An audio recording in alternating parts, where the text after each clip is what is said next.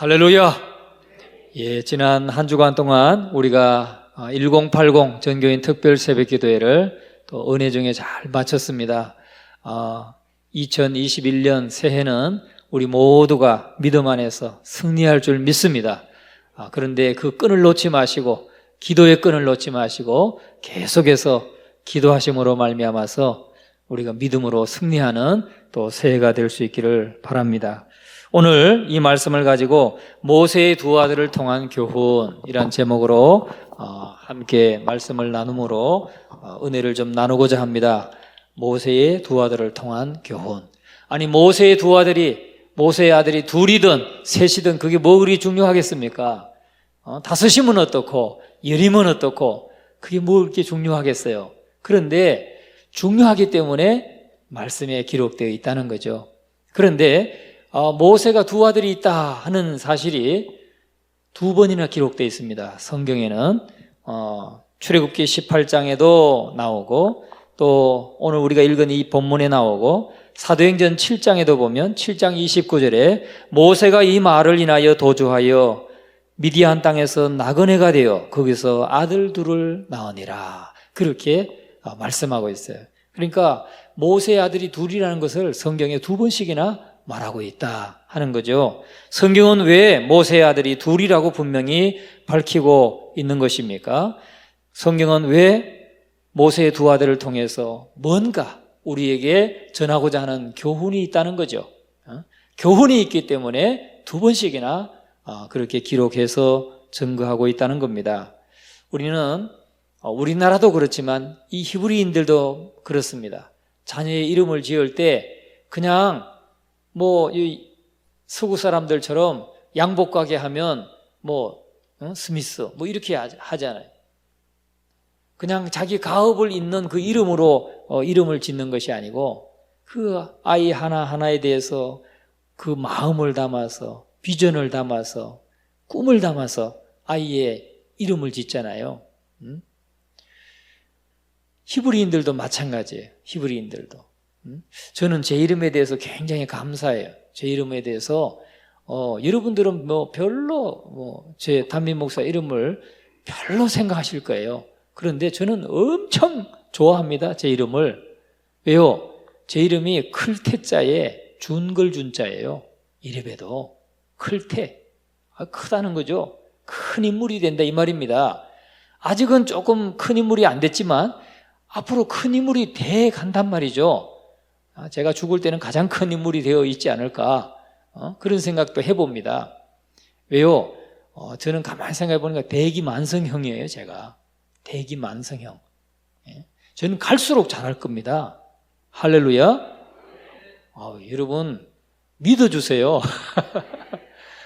제가 지금까지 이렇게 살아오면서 보니까 대기만성형이다, 저는 그렇게 스스로 생각합니다. 그런데 제 이름이 큰 인물이 되라 하고 이렇게 이름을 지어주셨으니까, 그 어떻게 지었습니까? 저희 아버님한테 물어봤더니 저희 아버님이 족보를 막 넘기시더니 저 할아버지 가운데 저희가 이제 수능 안시 도전공파거든요.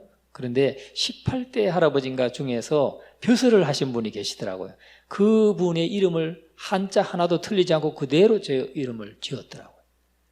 그래서 제가 벼슬도 조그만 거 하나 벼슬도 아닌데 그렇게 일해보고, 또 앞으로 이제 대기만성, 제가 큰 인물이 될 겁니다. 할렐루야. 또 큰 인물이 될 사람의 말씀을 듣는 여러분도 큰 인물이 될 겁니다.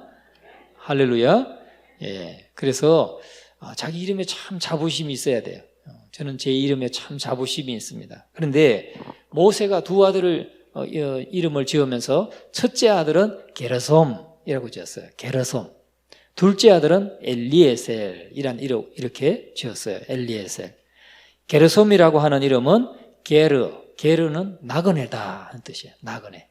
솜 하면은 이곳에서, 이런 뜻입니다. 이곳. 그러니까 나는 이곳에서 나그네다, 그런 뜻입니다. 예? 나는 이곳에서 나그네다, 이런 뜻이에요. 그러니까 모세가 그렇게 아들의 이름을 지을 때는 여기에 뭔가 쓸쓸함이 묻어 있죠. 나그네라고 하는 이름 속에는 쓸쓸함이 묻어 있잖아요. 아들을 낳아가지고 야, 큰 놈 되라. 너 나라고 하는 구국이 되라. 제가 만난 한 집사님은 대한민국이라고 지었어요. 대한민국. 대한이 민국이. 근데 셋째가 났더니 그분은 두 분 낳았거든요. 그러니까 대한이 민국이. 진짜 그런 분이 있어요. 대한아 민국아 그렇게 붙더라고요. 여러분 그렇게 좀 뭔가 좀 아주 의미를 담아서 멋있게 지어야 되잖아요. 근데 나는 이곳에서 나그네다 라는 이름을 지었단 말이죠. 그것이 모세의 그 마음 상태가 잘 반영되어 있다는 거죠.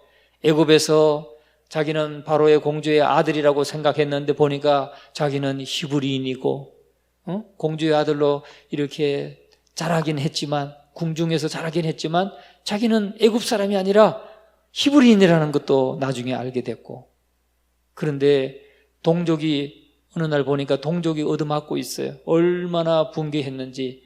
애굽 사람을 도리어 자기가 애굽 사람의 복장을 하고 있는데도 불구하고 애굽 사람을 때렸는데 죽었어요. 죽었고 나니까 어떡합니까? 덜컥 겁이 났어요. 딱 둘러보니까 아무도 안 본 것 같아요. 그래서 그 사람을 몰래 땅에 파묻고 숨겼어요. 다음날 또 아무렇지도 않은 듯 나갔더니 히브리인들끼리 싸우고 있는 거예요. 그래서 왜 당신들은 동족끼리 싸웁니까? 그랬더니 어제는 애굽 사람을 쳐서 죽이더니 오늘 나를 죽이려고 하느냐? 그러니까 갑자기 모세가 두려움이 생긴 거죠. 아무도 안 본 줄 알았더니 누군가 봤구나. 그래서 그 시로 미디안 광야로 도망을 하죠. 미디안 광야로 도망해서 그곳에서 40년 동안 사는데 거기서 이드로를 만나고 그 이드로의 딸 십보라를 만나서 결혼을 하게 되고 첫 아들을 낳았는데 나의 희망이다. 너는 나의 희망이다. 이런 이름을 지은 게 아니에요. 나는 이곳에서 나그네 되었다. 이런 이름을 지었다는 거예요. 그러니까 모세가 얼마나 쓸쓸하고 외롭고 황량하고 불안하고 두려우면 그렇게 지었겠습니까?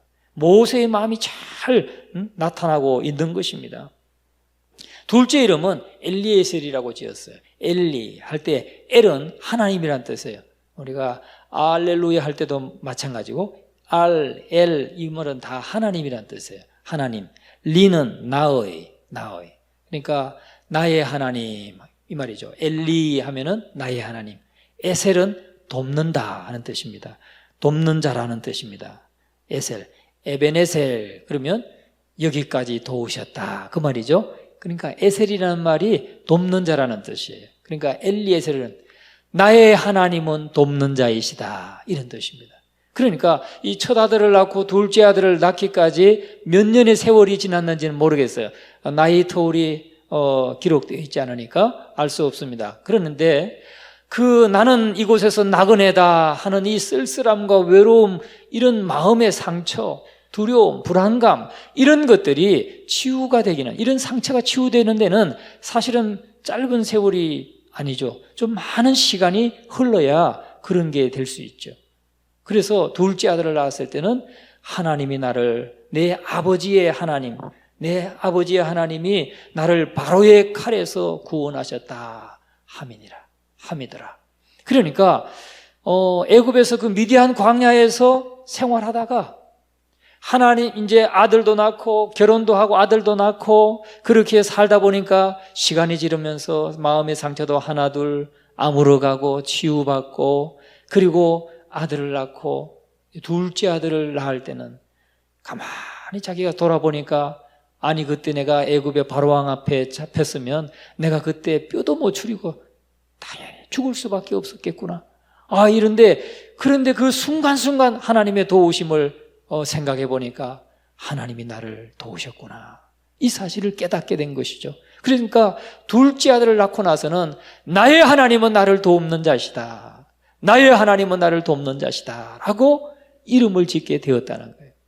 그러니까 이 모세는 두 아들의 이름 속에 모세의 신앙이 거기에 담겨져 있는 것입니다. 모세의 마음의 상태가 담겨져 있는 것입니다. 모세의 정서가 담겨져 있는 것입니다. 그런데 이 모세의 두 아들의 이름은 오늘 우리에게도 큰 교훈을 주고 있다는 거죠. 광야 인생길을 살아가는 저와 여러분들에게 좋은 교훈을 주고 있다는 것입니다. 첫째는 우리는 이 모세의 두 아들의 이름을 통해서 우리들의 신앙 고백이 될 수 있기를 바랍니다. 첫째는 우리는 세상의 나그네라는 겁니다. 우리는 세상의 나그네입니다. 우리는 그것을 알아야 됩니다. 우리는 이 땅을 살아가면서 게르솜이 우리의 신앙이 되어야 된다는 겁니다. 우리의 신앙 고백이 되어야 돼요. 나는 이 땅의 나그네다. 이것이 우리의 신앙 고백이 되어야 됩니다. 우리는 이 땅에서 영원히 살 것처럼 사는 경우들이 있어요. 그런 사람들이 있어요. 그런데 하나님의 백성은 그렇게 살아서는 안 된다는 거죠. 하나님의 백성은 이 땅에 살아가는 동안 나는 나그네이다 하는 생각을 가지고 살아야 된다는 겁니다. 우리는 이 세상의 나그네라는 거죠. 이 세상에서 영원히 살 존재가 아니라는 겁니다. 나그네요, 이방인이요, 객으로 사는 것이라는 그런 의식을 가지고 그것을 고백하면서 살아야 된다는 겁니다. 고백하면서. 여러분, 짐승과 인간은 여러 가지 면에서 차이가 있죠. 짐승은 말을 못하지만 사람은 말을 하고, 또 짐승은 기어다니지만 사람은 일어서서 다니고 손을 쓸 수가 있고, 또 짐승은 다 입으로 할 수밖에 없지만 사람은 손을 사용하고 온몸을 사용하고 그렇게 하잖아요. 그런데 그 중에 한 중요한 차이는 뭐냐면 짐승은 나그네 의식이 없다는 겁니다. 짐승은 나그네 의식이 없어요. 자기가 집을 떠났다 할지라도 그냥 내 몸을 비를 피할 수 있는 동굴이나 좀 아늑한 곳이 있으면 그냥 따뜻하게 내 몸을 보호할 수 있으면 그곳이 그냥 거처고 그곳이 자기 집이고 거기가 그냥 자기 호텔이고 그런 것이죠. 근데 사람은 나그네죠. 사람은 외국에 여행을 하면 보통 외국 10박 11일 내지는 14박 15일 그 정도 갑니다. 그러면 첫 주간은 참 기분 좋아요. 모든 게 신기하고 보는 것도 신기하고 음식도 좀 처음엔 안 맞다가 또 맞고 재밌고 그래요. 그런데 한 주 지나면 사실은 빨리 집에 가서 김치찌개에 따끈한 청국장에 따뜻한 온돌에 눕고 싶다. 그런 생각이 막 들죠. 여러분, 그러니까 나그네는 여행객은 아무리 그곳이 좋아도 빨리 집에 가고 싶다. 여기는 낯설고 어렵고 그런 거예요. 항상 고향을 그리고 자기 집을 그리는 게 나그네입니다. 이방인인 것입니다. 어저께 우리 장례를 치른 예니 안드리아니 집사님, 인도네시아 분이에요. 이분도 참 병을 얻어서 이제 너무 그 암투병 하면서 힘들고 어려우니까 빨리 고향으로 가기를 원했어요. 집에 그냥 인도네시아로 돌아가고 싶다. 몇 번 말씀을 하셨어요. 그런데 코로나 때문에 못 들어갔어요. 왜냐하면 외국에서 들어오는 걸 다 차단했기 때문에 못 들어갔어요. 그러니까 빨리 그 다음에는 말이 어떻게 바뀌었냐. 빨리 하나님 앞에 가고 싶다. 빨리 하나님 앞에 가고 싶다는 거예요. 여러분, 나그네는 고향으로 가고 싶고 내 집으로 가고 싶고 우리의 영혼의 본향인 하나님께로 돌아가고 싶은 것입니다. 하늘나라로 돌아가고 싶은 것입니다. 성도는 하나님의 백성이기 때문에 이 땅을 살아가고 있지만 이 땅에서 영원히 살 것처럼 사는 사람이 아니라 우리는 빨리 내 아버지 집으로 가고 싶다. 나는 우리 하나님 나라에 가고 싶다. 우리 하나님 아버지 품에 안기고 싶다. 그 마음을 가지고 있는 것이 하나님의 자녀의 아주 분명한 증거라는 사실입니다. 여러분이 하나님의 자녀라면 여러분 정말 힘들고 어려울 때 지금 이 땅에 내 집도 있어요. 내가 하는 직장도 있어요. 가족도 있어요. 그렇다 할지라도 내가 정말 힘들고 어려우면 나 아버지 집에 가고 싶다. 저 본향에 가고 싶다. 그런 말이 나오는 분은 정말 하나님의 백성이라는 증거입니다. 그게 본향을 그리게 돼 있어요. 사람은. 여러분, 우리 성도들은 이 세상을 살아갈 때 나그네 인생이라는 것을 성경은 말하고 있습니다. 그러니까 우리는 베드로전서 1장 17절에 말하고 있는 것처럼 외모로 보지 않고 각 사람의 행위대로 심판하시는 이를 너희가 아버지라 부른즉 너희가 나그네로 있을 때를 두려움으로 지내라 그랬어요.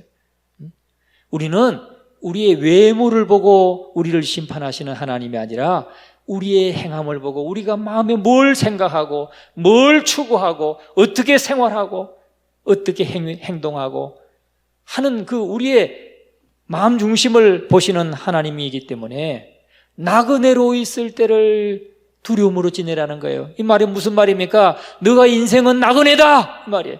너 인생은 나그네니까 너 인생 살아갈 동안 나그네로 있을 동안 그때를 두려움으로 지내라. 항상 하나님이 계시다는 거 믿고 하나님이 계시다는 거, 하나님이 나를 판단하시고 심판하신다는 걸 보고 계시다는 걸 항상 보고 너 두려움으로 지내라. 그렇게 말씀하시는 거예요. 그런데 우리는 이 땅에서 그냥 영원히 살 것처럼 그냥 이 땅에 모든 걸 심고 이 땅에 모든 목적을 두고 그렇게 살아간다면 지금 하나님이 우리에게 기대하시는 것과는 전혀 다르게 살아가고 있는 것입니다. 여러분, 모세가 고백하고 있는 우리 인생은 나그네이다. 이 고백을 저와 여러분도 할 수 있기를 주의 이름으로 축원합니다.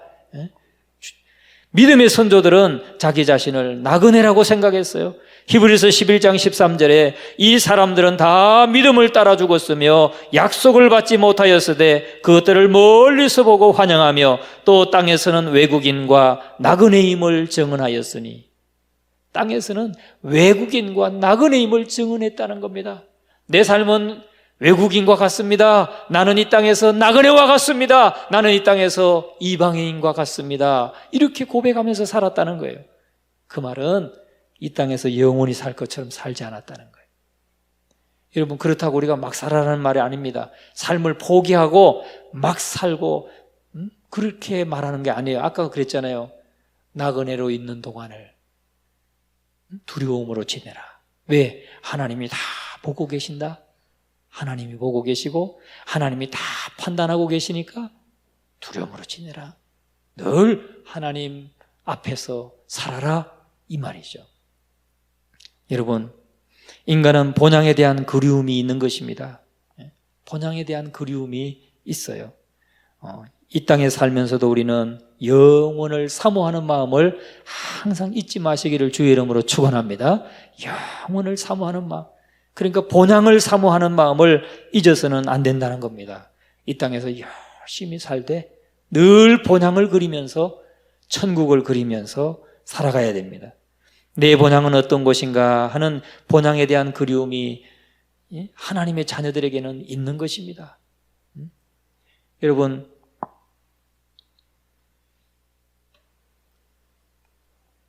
외국에 가서 살아도 마찬가지죠. 아니면 고향을 떠나서 객지에 나와 살아도 항상 고향은 좋은 거예요. 그죠?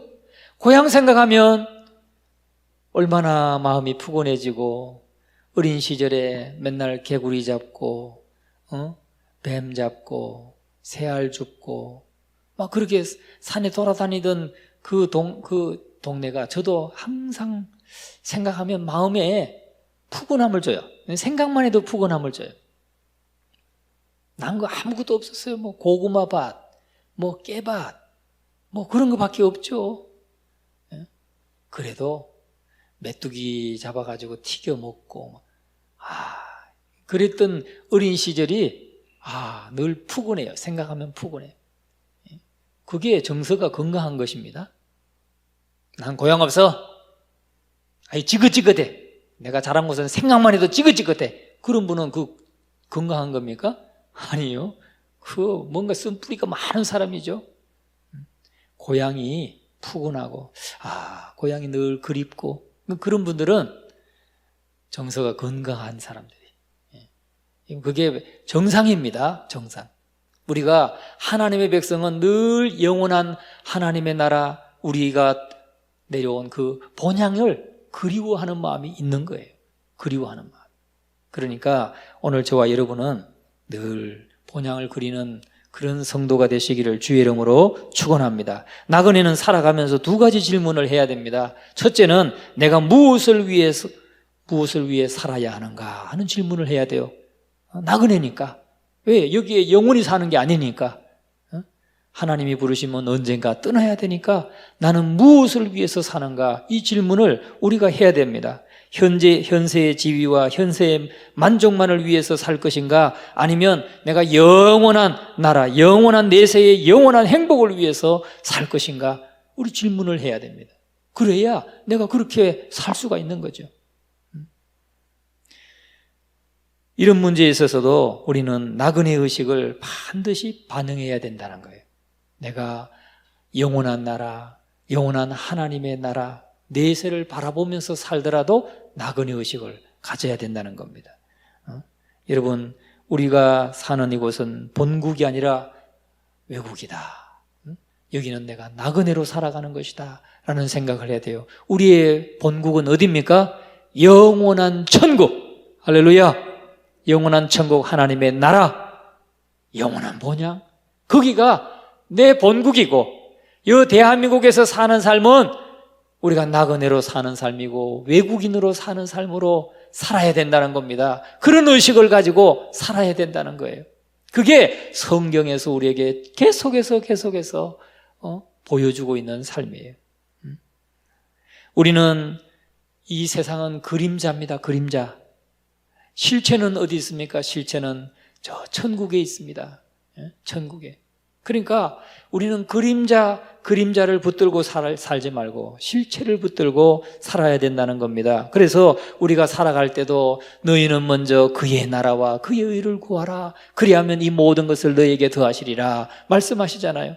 하나님의 나라를 먼저 구하고 하나님의 의를 먼저 구해라. 예수님께서 우리에게 말씀하세요. 그래야면 너희가 먹을 거, 마실 거, 너희 입을 거, 그런 거 너 걱정하냐? 그런 거 걱정하지 말고 너희는 먼저 그의 나라와 그의 의를 구하라. 그래야면 네가 구하는 거, 마실 거, 먹을 거, 입을 거, 그거 다 내가 더하여 주겠다. 그것이 마태복음 6장 33절에 말씀하잖아요.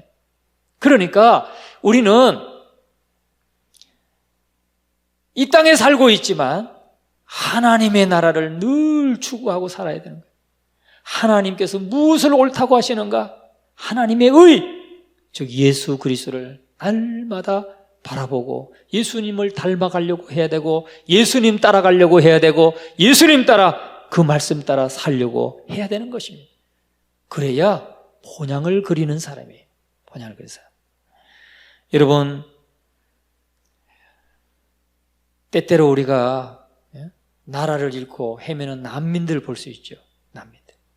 참 자기의 삶을 선조들부터 이렇게 이어져 오던 그 삶의 터전을 다 빼앗기고 잃어버리고 그냥 이 나라 저 나라 그냥 보따리 하나 메고 그냥 이불 하나 메고 정말 그렇게 전전하는 그런 분들 보면 얼마나 불쌍합니까? 얼마나 불쌍해요. 여러분, 우리의 삶이 돌아갈 집이 없다면 꼭 그와 같은 사람이 되는 거죠. 돌아갈 집이 없다면. 그러나 하나님의 백성은 돌아갈 집이 있습니까? 없습니까? 하나님의 백성은 돌아갈 집이 있습니다. 영원한 본향이 있습니다. 아버지의 나라가 있습니다. 오늘 저와 여러분은 그 소망을 잃지 마시기를 주님의 이름으로 축원합니다. 여러분, 영적으로 보면 이렇게 돌아갈 집이 없는 사람 혹 이 자리에 계십니까? 그런 분 계시면 이 시간 바로 예수 그리스도를 구주로 영접하시고 나의 구세주로, 나의 인생의 주인으로 모셔드리기 바랍니다. 그러면 그 하늘나라에 들어갈 수 있는 하나님의 자녀가 되는 것입니다. 여러분, 우리가 두 번째는 하나님은 우리를 돕는 분이시다 하는 겁니다. 모세가 둘째 아들 이름을 엘리에셀이라고 했는데 엘리에셀은 나의 하나님은 돕는 자이시다. 한번 따라해 보세요. 엘리에셀. 나의 하나님은 돕는 자시다. 아멘. 나의 하나님은 돕는 자시다. 모세가 그 미디안 광야에서 이제 결혼도 하고 결혼도 하고 자녀도 아들도 낳고 이렇게 살다 보니까 마음에 치유도 되고 또 돌아보니까 하나님이 도우신 것이 참 생각이 나고, 나의 아버지의 하나님이 바로의 칼에서 나를 구원해 주셨구나. 내 삶을 돌아보니까 하나님의 도우심이 보이는 거죠. 여러분, 지금 힘들고 어렵다 할지라도 여러분 삶을 돌아보세요. 돌아보시면 그때 참 위기였고, 그때 참 위험했고, 그때 내가 잘못된 길로 갈 수 있었고, 내가 그때 참 어려울 수 있었는데, 어려웠었지만 하나님이 이렇게 도움의 손길을 주셨구나, 하나님이 도와주셨구나, 이렇게 고백할 수 있게 될 것입니다. 여러분, 모세가 두 번째 고백은 하나님은 나를 돕는 분이시다, 이렇게 신앙 고백했습니다. 여러분, 이 고백이 저와 여러분의 고백이 되기를 주의 이름으로 축원합니다.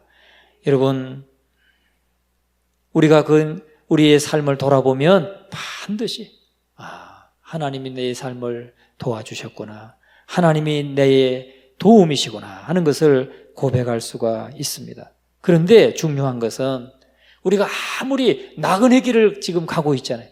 나그네 길을 가고 있지만은 동행자가 있으면 여러분 외롭지 않습니다. 동행자가 있으면 외롭지 않아요. 이어령 교수님 그 간증하는 간증을 제가 들었어요. 어저께 이렇게 차량을 이동하는 동안에 간증을 하나 들었어요. 이어령 교수님이 우리나라의 최고의 지성이라고 불리는 분 아닙니까? 최고의 지성. 이어령 교수 하면은 서울대 물리대 나오시고 이대에서 오랫동안 30년인가 40년 이렇게 강의를 하시고 후학을 양성하시고 정말 존경받는 분이죠. 또 김대중 대통령 때 장관도 지내시고 그랬는데 그분이 그런 고백을 하세요. 자기가 자기 삶을 이렇게 돌아보니까 자기는 실패자라는 거예요. 실패자였다는 거예요. 자기가 인생이. 왜 실패자입니까? 사회자가 물었어요. 그랬더니 나는 친구가 없어요. 친구가 한 명 없다는 겁니다. 자기가 잘 될 때마다 친구가 다 떠나가더라는 거예요. 세상의 친구는 다 떠나가. 너무 배 아프니까. 여러분, 내가 잘 됐는데 여러분 마음같이 기뻐해 주는 그분은 진짜입니다. 진짜. 우리 옆에 분 한번 보세요. 내가 잘 됐을 때 막 기뻐해 주는 분, 그분은 진짜입니다. 그분은 영원히 놓지 마세요. 근데 이분은 자기는 친구가 없대요. 첫째 친구가 없고, 둘째는 동행자가 없더라는 거예요. 자기가 그 명예를 얻는 동안 보니까 그때까지만 해도 그냥 최고가 되기 위해서 열심히 책 읽고 열심히 글 쓰고 그러네. 지난번에 명지대학의 그 김정은 교수라고 광림교회 김선도 목사님의 그 아들이 있어요. 그 아들이 교수인데 이어른 교수님 집을 찾아갔어요. 여러분 80대 노교수가 집에 컴퓨터로, 집이 말이죠 도서관 같아요. 막 미닫이 도서관으로 해가지고 한 방이 가득하게 책이 있습니다. 그런데 모니터를 몇 개 쓰는지 아세요? 6개를 써요. 6개.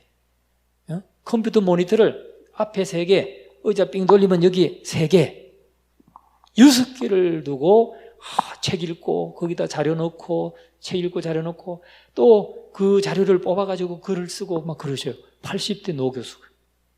근데 이분이 그렇게 최고가 되기 위해서 열심히 하다 보니까 아이들이 어릴 때 당신이 자녀들에게 동행자가 되어주지 못했대. 아빠 하고 달려오면 그래 하고는 쳐다보지도 않고 해준 건 책 읽고 글 쓰고 책 읽고 오직 그러기만 했대.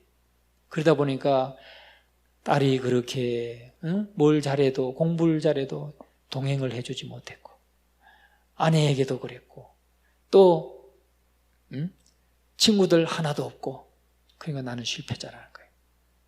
그런데 그 딸을 통해서 예수님을 만나게 되고 그래서 지금은 이제 실패자가 아니다 그런 고백을 하는 걸 들었어요.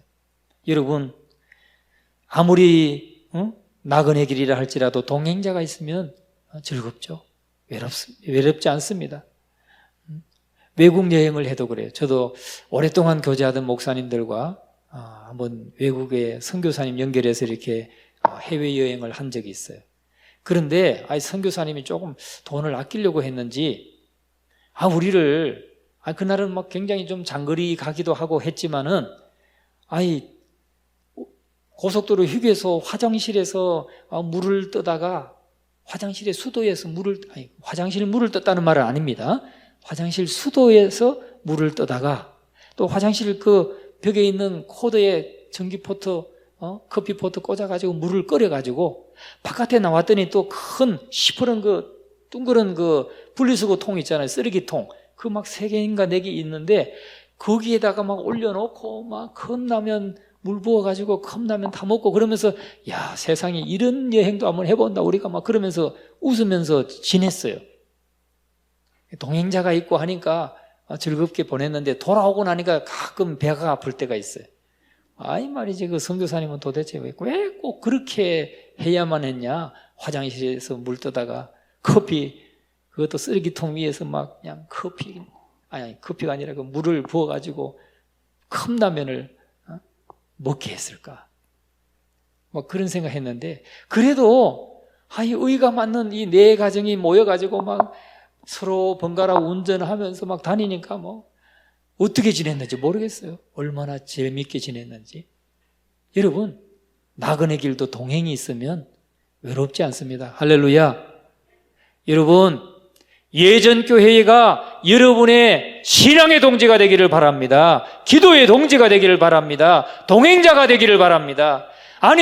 예전 교회에서 막 30년, 20년 오랫동안 신앙생활 했는데 마음의 벽이 다 있어가지고 마음이 벽이 있어가지고 동행자가 되지 못하고 동지가 되지 못하고 그냥 얼굴만 아는 사람으로 그냥 끝난다면 그거 어떻게 되겠습니까? 그 얼마나 안타까운 일입니까? 함께 신앙생활하고 함께 말씀을 듣고 배우고 함께 서로 어려울 때 기도해주고 내가 아픈 것처럼 도와주고 기도해주고 붙들어주고 그런 믿음의 동지가 있어야지. 여러분 그냥 예배 왔다가 그냥 가는 분들 정신 차리고 들으세요. 그냥 한번 왔다가 저기 구석에 있다가 그냥 목장에도 나가지 않고 선교회에도 참가하지 않고 그러면서 난 신앙생활 했다. 여러분 그 사람이 가장 불쌍한 사람이에요. 오랜 생활 그 신앙생활 하면서 믿음의 동지가 있어야지. 신앙의 동지가 있고 내가 어려울 때 그냥 나처럼 아파해주고 그냥 기도해주고 붙들어주고 그런 사람이 있어야지. 왜 그런 사람 없이 여러분 신앙생활 하려고 합니까? 여러분 목장에 다 들어가세요. 선교에도 다 들어가셔서 열심히 좀 만나면서 그 가까이 있는 분들과 서로 기도의 동지가 되세요. 그래야 신앙생활이 재밌고 인생에 어려움이 있어도 넉넉히 이겨나갈 수가 있고 그런 거 아니겠어요? 여러분 기도의 동지가 되시기 바랍니다. 서로 기도의 동지가 되시고 그래서 만나면 반갑고 헤어지면 더 반갑고가 아니라 헤어지면 또 만나고 싶고 그런 분이 되셔야지. 우리 예전교회는 다 그런 분들 되시기를 주의 이름으로 축원합니다. 여러분 우리 인생에 동행자가 있어도 이렇게 사람으로 동행자가 있어도 외롭지 않고 힘들지 않은데 사람은 때때로 헤어질 수도 있잖아요. 사람은 때때로 배반할 수도 있잖아요. 실망을 줄 수도 있고 깨질 수도 있어요. 의가 상할 수도 있어요. 그런데 영원히 배반치 아니하시고 영원히 변치 아니하시는 동행자가 있습니다. 여러분 이것을 잊지 마세요. 바로 예수 그리스도는 저와 여러분의 인생의 동행자이신다. 변치 않는, 영원히 변치 않는 동행자이시라는 사실을 여러분 확신하시기 바랍니다. 여러분 예수님은 우리를 위해서 당신의 생명을 주신 분입니다. 또 부활하시고 승천하셔서는 오늘도 저와 여러분을 위해서 하나님 보좌 우편에서 간구하시고 기도해 주시고 중보해 주시는 유일한 중보자이십니다. 그 예수님이 저와 여러분의 동행자가 되시기를 바랍니다. 예수님과 동행하시기 바랍니다. 그러면 외롭지 않습니다. 여러분, 주님은 우리 안에 계십니다. 성령님도 우리 안에 계시고 성령님은 우리 가운데 계시면서 상처받은 자 있으면 위로해 주시고 우리가 기도할 때 또 역사해 주시고 우리에게 용기를 주시고 힘을 주지 않습니까? 여러분, 예수 그리스도를 동행자로 삼으시고 모세가 지금 모세의 두 아들을 통해서 신앙 고백하는 그 고백이 오늘 저와 여러분의 고백이 되기를 바랍니다. 우리 인생은 나그네 길이요, 내 인생길 가는 동안 나의 하나님은 나를 돕는 자이시다 하는 이 고백을 저와 여러분도 할 수 있기를 바랍니다. 그런데 우리를 어떻게 도우시느냐? 동행자가 되셔서 하나님이 나와 함께 하신다는 이 사실을 잊지 마시고 정말 이 우리의 신앙생활과 인생길 가운데 여러분 날마다 하나님과 동행하시면서 믿음으로 승리하시고 또 하나님께 영광 돌리시는 우리 모두가 되시기를 주님의 이름으로 축원합니다.